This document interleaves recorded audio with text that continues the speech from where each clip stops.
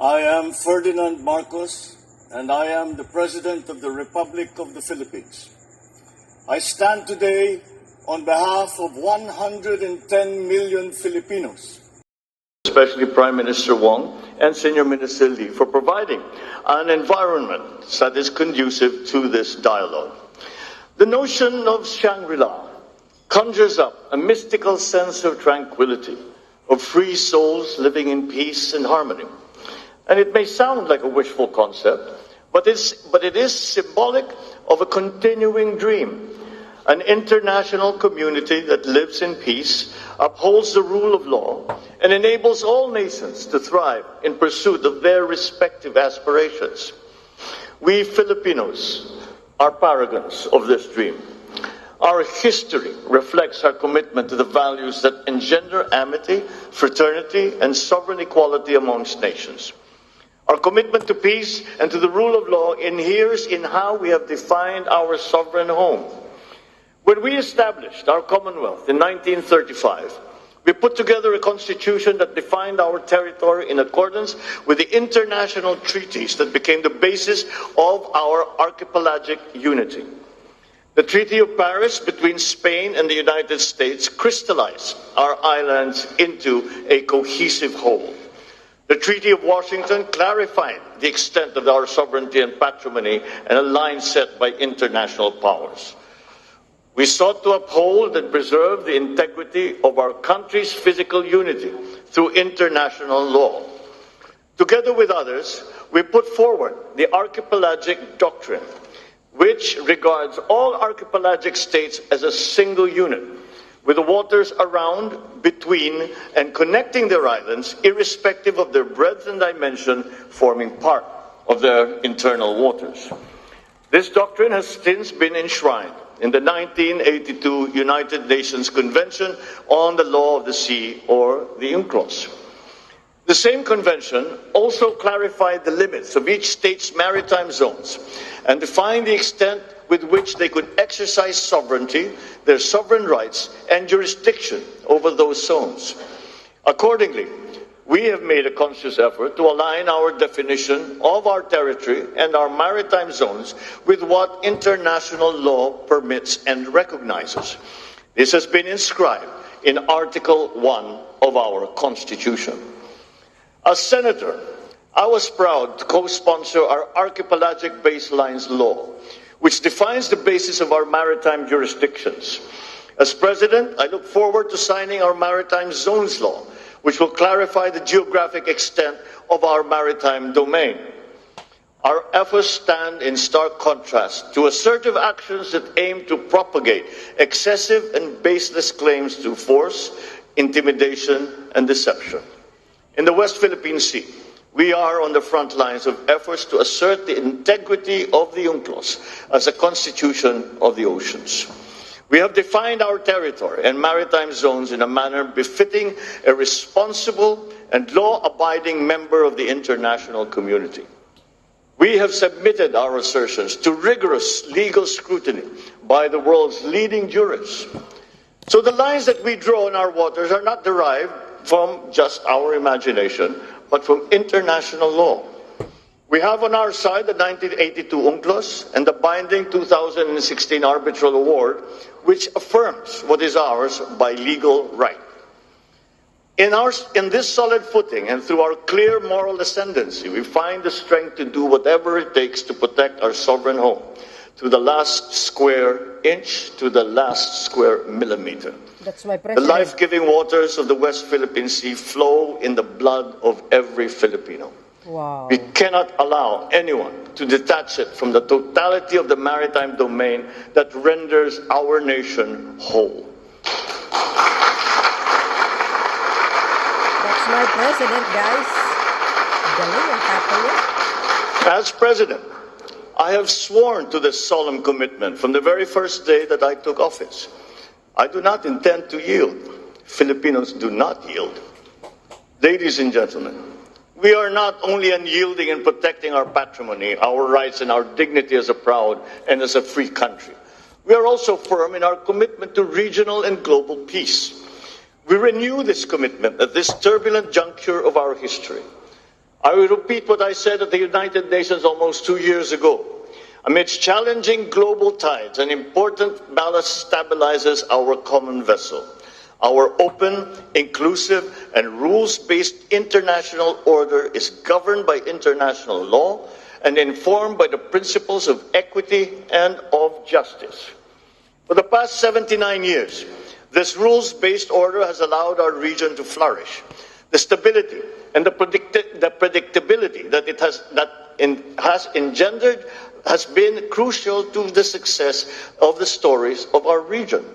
Be it the post-war revival of Japan, the economic miracles of Korea in Southeast Asia, the rise of China and of India. When this world order was built in 1945, our forebears vowed to make the floors of the United Nations the last battlefield. We made a determination for humanity to survive and to never again be wiped out in another Holocaust. The Philippines has always been part of that history. Amidst the rubble of war, we were there, amongst the architects of the new peace.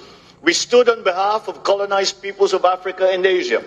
We opposed attempts to dilute the inviolability of the right to self-determination.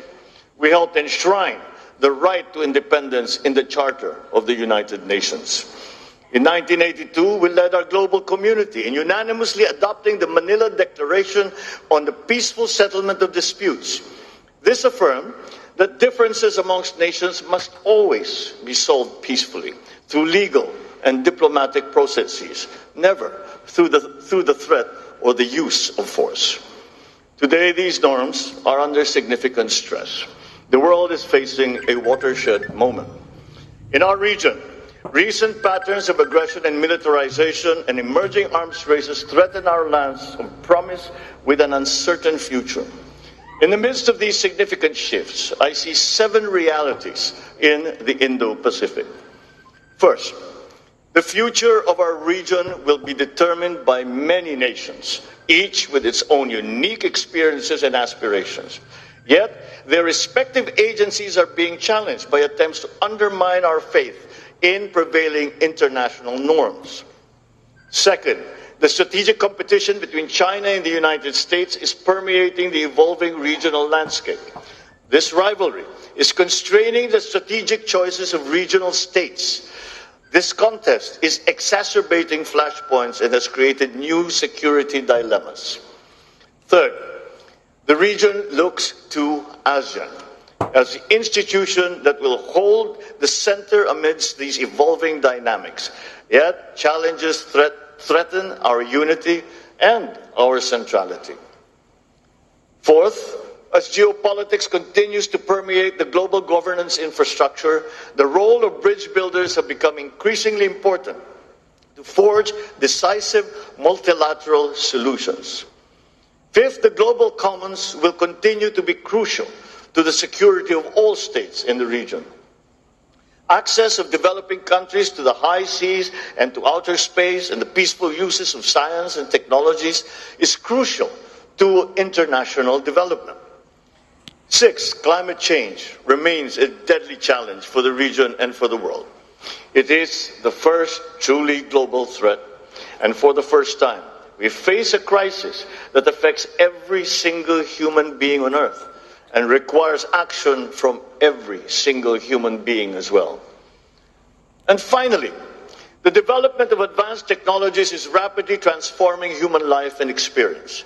These technologies will solve many of our old problems, but they are so powerful that they also have the potential to disrupt our political and our social orders.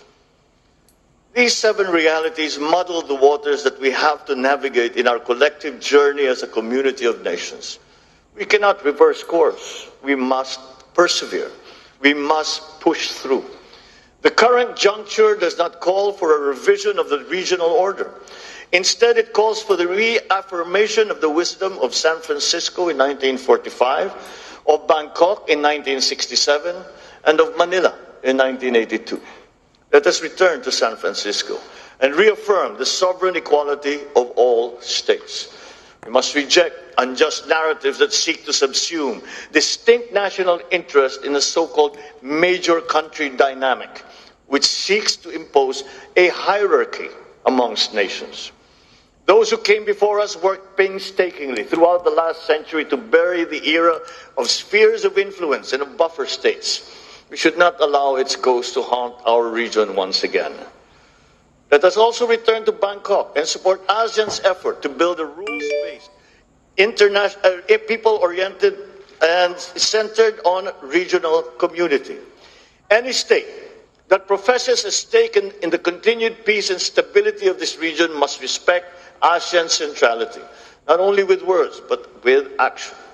All partnerships and arrangements must never displace or dilute, but rather uphold and complement ASEAN's central role. So let us return as well to Manila and reaffirm our common understanding of how international law governs the peaceful settlement of disputes.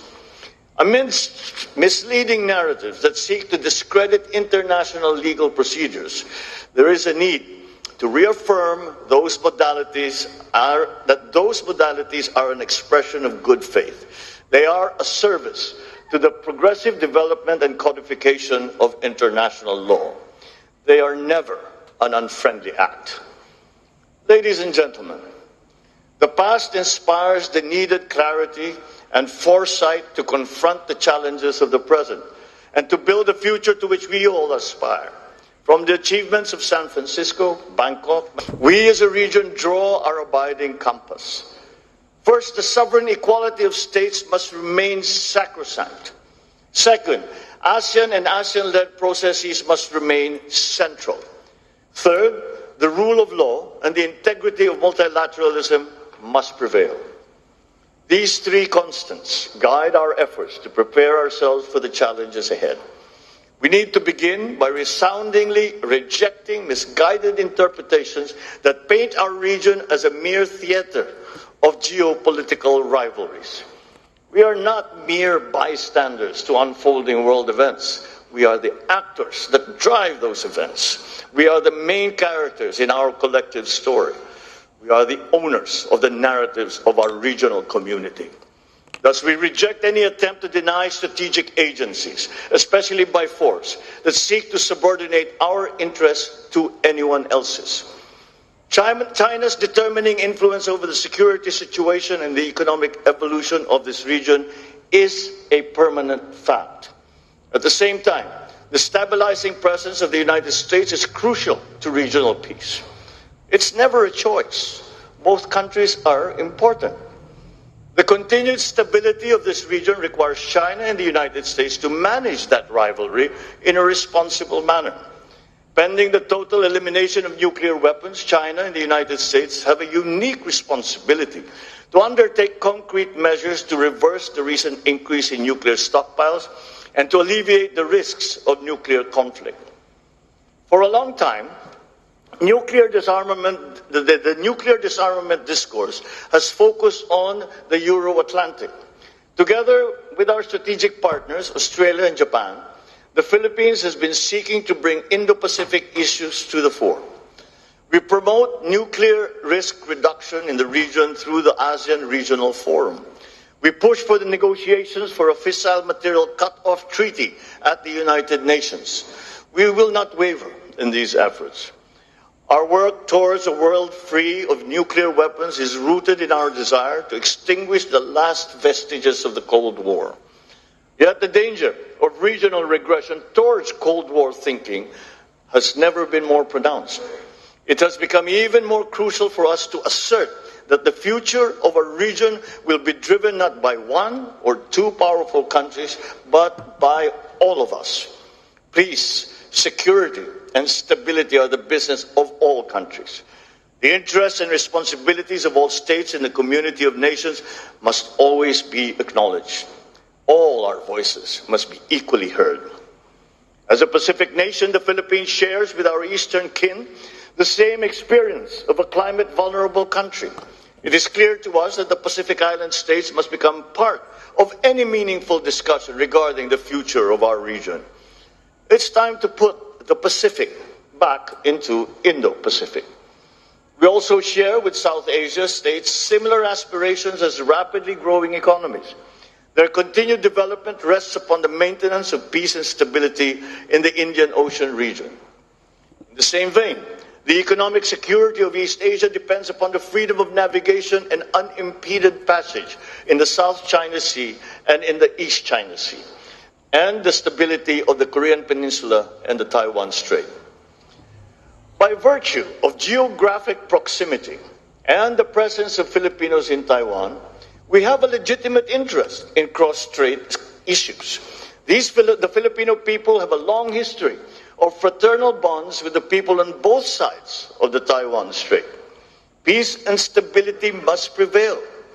Therefore, we continue to urge all parties to exercise restraint on the issue. Lasting peace in the Korean Peninsula, on the other hand, is a collective responsibility of the entire region. The DPRK must comply with all its international obligations under relevant UN Security Council resolutions and commit to constructive and peaceful dialogue with the Republic of Korea. Finally, any effort to resolve maritime differences in the East China Sea and the South China Sea must be anchored on international law, particularly UNCLOS. We must accord due regard to the legitimate interests of all parties and respect legally settled rights. We cannot afford any other future for the South China Sea other than the one envisioned by ASEAN, that of a sea of peace, stability, and prosperity. Unfortunately, this vision remains for now a distant reality. Illegal, coercive, aggressive, and deceptive actions continue to violate our sovereignty, sovereign rights, and jurisdictions. Attempts to apply domestic laws and regulations beyond one's territory and jurisdiction violate international law, exacerbate tensions, and undermine regional peace and security. But despite all this, the Philippines remains committed to the cause of peace upon which our constitutional order is premised. We are committed to addressing and managing difficult issues through dialogue and through diplomacy. The 1982 UNCLOS and the binding 2016 arbitral award provide a solid foundation for the peaceful resolution and management of disputes. Our policy in the South China Sea is built upon these two touchstones. We will continue to work with ASEAN and China towards an effective and substantive code of conduct, one that is firmly moored in UNCLOS. As the world's second largest archipelagic nation, we have more sea than land in our territory.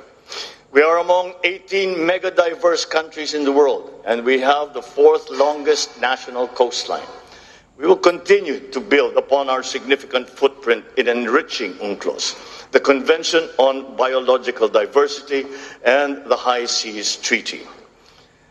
As we work to uphold the rule of law in international affairs, so shall we build our capabilities to protect our interests in our own maritime domain and in the global commons.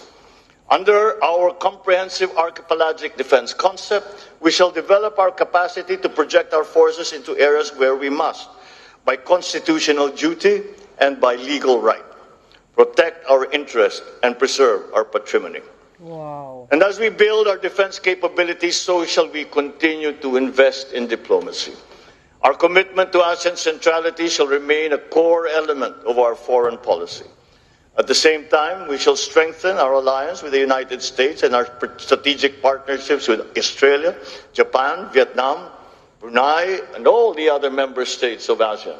We will also pursue more robust collaboration with friends such as the Republic of Korea, India, amongst others.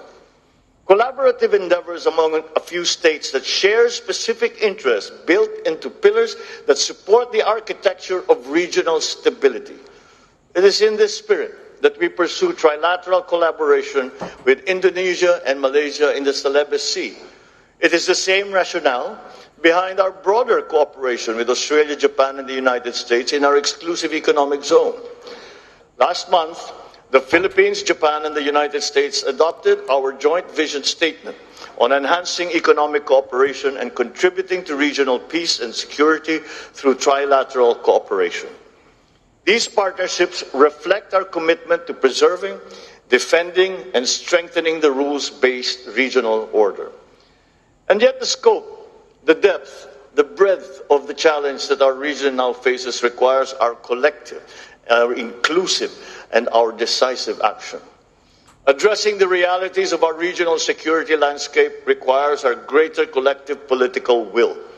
Let us begin by realizing the vision set for us by leaders past. In 1976, 5 leaders of Southeast Asia, including my father, signed the Treaty of Amity and Cooperation in the Southeast Asia, or the TAC. This landmark treaty is meant to promote perpetual peace, everlasting amity, and cooperation amongst nations. Its goal is to contribute to their strength, the solidarity, and closer relationship. The TAC's provisions were relevant then, and they remain relevant to this day. It is no wonder, then, that the 54 parties from all regions of the world, many of which are represented in this dialogue, have now acceded to this landmark instrument, with nearly a dozen more countries expressing their desire to be bound by the TAC's tenets. This indicates that all stakeholders in the future of this region are committed to peace. It is timely for parties to consider how this treaty can help address the geopolitical and geoeconomic issues facing the region today and the looming challenges ahead. So as we look to the future, let us breathe new life into this noble purpose and the principles of these treaties. Ladies and gentlemen, beyond the regional horizon, we recognize the importance of upholding multilateralism. It remains the single viable platform for collective action against transcendent global challenges. We must therefore step back from the precipice of paralysis. We should transcend geopolitics, find common ground, work to strengthen global institutions. This requires active leadership on the part of middle powers, which have the capacity to cross political and ideological lines, forge genuine consensus, and lead credible efforts towards decisive multilateral solutions. I am proud of the Philippines' efforts to build bridges on issues ranging from climate action to disarmament and non-proliferation, from sustainable development to equitable global health cooperation. In all our multilateral engagements, we seek to bridge global conversations with our unique regional perspectives. Just as Indo-Pacific states must determine our own destiny, so too must we be active participants in charting the future of the world. We must shape the rules. We must build those bridges. It is in this context that we are actively seeking to amplify Indo-Pacific voices in the context of global conversations on the issue of lethal autonomous weapon systems. We will likewise seek regional consensus regarding the development of norms of responsible behavior in outer space and in cyberspace. We will bring our experience as a trusted partner, credible pathfinder, and committed peacemaker when elected to the United Nations Security Council for the term of 2027 to 2028. My country has come a long way in our painstaking, often difficult, but steady journey towards the fulfillment of our people's aspirations. Despite daunting challenges and our increasing vulnerabilities, we remain on track to achieve our goal of a high-income economy and a prosperous country by the year 2040, a place where Filipinos live strongly rooted, comfortable, and secure lives. Our strong potentials come with an inevitable rise in our global standing. Just as we have done in the past, we will embrace our role in this region and around the world with a sense of purpose. We are determined to be a force for the good, a force for peace, a champion of regional and global unity, a staunch defender of the rules-based international order. The Indo-Pacific holds much promise as the fastest growing economic hub and the largest contributor to global growth. That premise must be kept alive. Furthermore, that promise must be fulfilled. Geopolitics must not distract us from our fundamental duty as civil servants, as public intellectuals, as statesmen, to deliver for our people and to safeguard the future of the coming generations. This is the reason why we strive for stability, for security, and for peace. This, ladies and gentlemen, is our core purpose, our collective commitment, our calling. It is for this most noble of causes that we must come together to win the future of our region and to make a better world. And with your help, with our partnerships, with the alliances that we forge, we will make it happen. Thank you and good evening.